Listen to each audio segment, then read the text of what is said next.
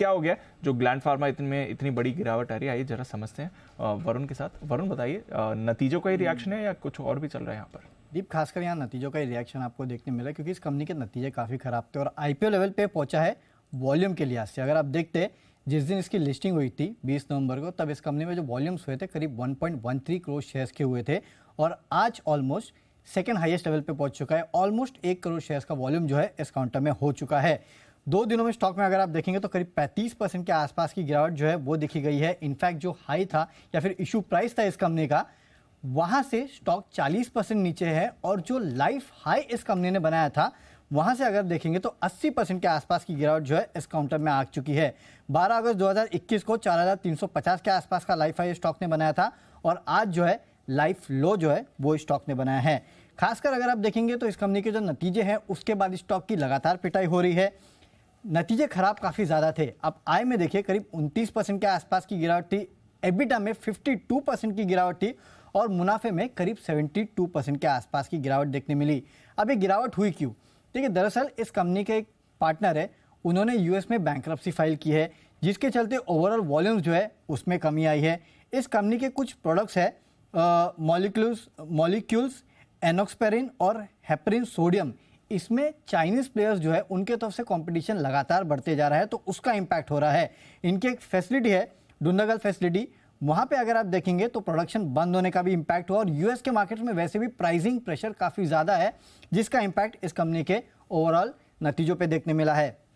और अगर आप पिछले कुछ साल में देखेंगे तो इस कंपनी के नतीजे वैसे ही ख़राब होते जा रहे हैं, खासकर मार्जिन फ्रंट पे।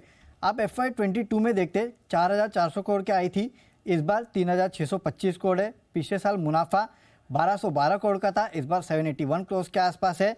मार्जिन अगर आप देखेंगे तो जब इसका आईपीओ आया था करीब 40% के आसपास के मार्जिन जो है ये कंपनी डिलीवर करती थी। अब अगर आप देखेंगे तो मार्जिन गिर के महज 28% के आसपास रह चुके हैं और ये भी बड़ा कारण है जिसके कारण आप देख रहे हैं कि लोगों ने अब इस स्टॉक को बेचना शुरू कर दिया है। इनफैक्ट ब्रोकरेज हाउसेस भी अगर आप देखेंगे तो मॉर्गन स्टैनली आज यहाँ पे डाउनग्रेड किया है, टारगेट काटा है 2072 से काट के सीधा आधा 1035 और सिटी ने भी प्राइस टारगेट काटा है 1200 से काट के 925 के आसपास का कर दिया है।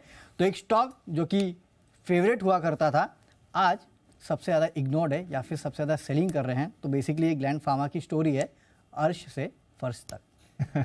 और जो इन्होंने टारगेट कट किया तो स्टॉक तो ऑलरेडी उसके नीचे ही आ गया और नीचे क्या टारगेट्स आने पड़ेंगे। बट भारी पिटाई हुई है इस काउंटर की। जो हाई इस काउंटर का है, लाइफ हाई बना है, करीब 4300 का लाइफ हाई कंपनी ने बनाया था ऑलमोस्ट 2 साल पहले। वहाँ से अगर आप देखेंगे तो 80% वैल्यू इसकी जा चुकी है। सिर्फ इसी साल हमने देखा है कि ऑलमोस्ट आधी हो चुकी है इस कंपनी की वैल्यू। तो काफ़ी भारी भरगम पिटाई हो रही है ग्लैंड फार्मा की। नजर रखें इस काउंटर पर। एक बार जरा बंसल जी से चार्ट पर भी राय ले ली जाए। बंसल जी जरा देखें सर, ग्लैंड फार्मा आज तो 900 के भी नीचे आ गया है।